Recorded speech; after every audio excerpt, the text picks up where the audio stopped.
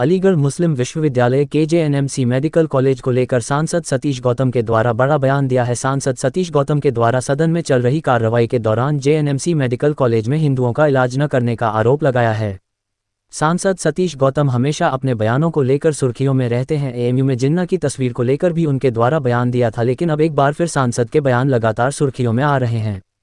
सांसद सतीश गौतम के द्वारा एक बार फिर अलीगढ़ मुस्लिम विश्वविद्यालय के जेएनएमसी मेडिकल कॉलेज पर बड़ा बयान दिया है। उनके द्वारा सदन में बयान देते हुए कहा है, जेएनएमसी मेडिकल कॉलेज की तर्ज पर दीनदयाल अस्पताल अलीगढ़ को आधुनिक करने की जरूरत है। वजह में उनके द्वारा बताया गया कि अलीगढ़ के जेएनएमसी मेडिकल कॉलेज को केंद्र सरकार के द्वारा ट्रॉमा सेंटर दिया गया, लेकिन यहाँ हिंदुओं का इलाज नहीं होता है। हिंदू यहाँ इलाज कराने से कतराते हैं। अलीगढ़ मुस्लिम विश्वविद्यालय के जेएनएमसी मेडिकल कॉलेज में हिंदुओं के साथ भेदभाव होता है, क्या कहेंगे आप? मैं यहाँ पिछले 40 साल से हूँ और मैंने इस तरह का कभी कोई चीज़ एक्सपीरियंस नहीं करी है। जो मरीज आता है ना कभी उसकी जाति पूछी जाती है, ना उसका कुछ ना उसके संग किसी तरह का भेदभाव होता है। हर मरीज़ को उसकी बीमारी पूछी जाती है और उसके साथ उसी हिसाब से उसका इलाज चलता है। और हमारा मेडिकल कॉलेज एक रेफरल सेंटर है। सारे आसपास की डिस्ट्रिक्ट्स जितनी भी हैं, बदायूं, कासगंज, एटा, हाथरस, वहाँ के सब मरीज आते हैं और बिना किसी उसके इलाज होता है उनका। अभी आपको मालूम होगा कि कासगंज की ट्रेजिडी हुई, हाथरस की ट्रेजिडी हुई, उसमें ज़्यादातर सब दूसरे समुदाय के लोग थे, हिंदू समुदाय के, और किसी के साथ किसी भी तरह का भेदभाव नहीं किया गया। पूरी निःशुल्क सुविधाएं दी गई उनको, एक पैसा नहीं चार्ज किया गया, सारा चीज़ उनको फ्री में किया गया। अगर ऐसा कुछ होता तो फिर ये चीज़ नहीं होती।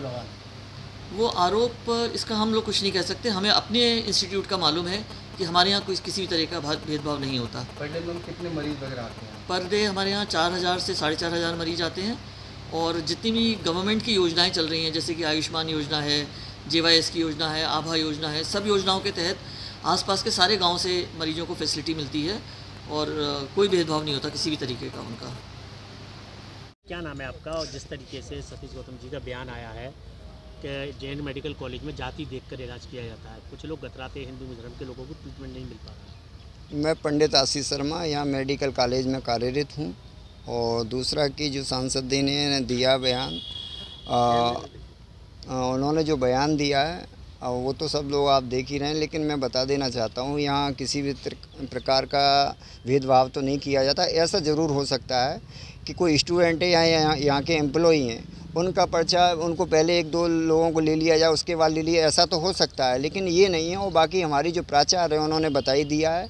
तो मैं तो भैया यही कहना चाहूँगा कि और माननीय मोदी जी से भी और राष्ट्रपति महोदय से भी और धर्मेंद्र प्रधान जी से भी और यहाँ की वाइस चांसलर महोदय से भी मैं तो भैया यही कहना चाहूँ, सबका साथ सबका विकास पूरे हिंदुस्तान के अंदर हो रहा है। लेकिन अलीगढ़ यूनिवर्सिटी की तरफ भी जैसे ट्रामा दिया गया है तो धन्यवाद देना चाहूँगा मैं मोदी जी को। लेकिन यहाँ के जो लोग हैं, हम डेली बेसिस पे कार्य कर रहे हैं, तो इन लोगों को रेगुलर किया जाए, इन मुद्दों पर उठाया जाए और बजट को यहाँ थोड़ा सा और बढ़ाया जाए, जिनसे हम लोगों की गुजारा बजट बहुत कम बताया जा रहा है कि लेकिन और भी संसद में हमारे और भी माननीय सांसद हैं, उन्होंने मुद्दों को उठाया है। तो ऑलरेडी अब हमारे जो सांसद हैं, अलीगढ़ के जो सांसद जी हैं, उन्होंने कहा अब उनके पास हो सकता है कोई गया हो या कोई मामला हुआ हो, तो वो तो हमें नहीं पता। लेकिन यहाँ हम इतने दिन से कार्य कर रहे हैं, हमें तो कभी महसूस नहीं। लेकिन हमें जो मान सम्मान मिल रहा है, इतना हिंदुस्तान में किसी कोने पर नहीं मिला। जब भी आते हैं तो हमें तो किसी प्रकार का कोई भेदभाव वो नज़र नहीं आता है।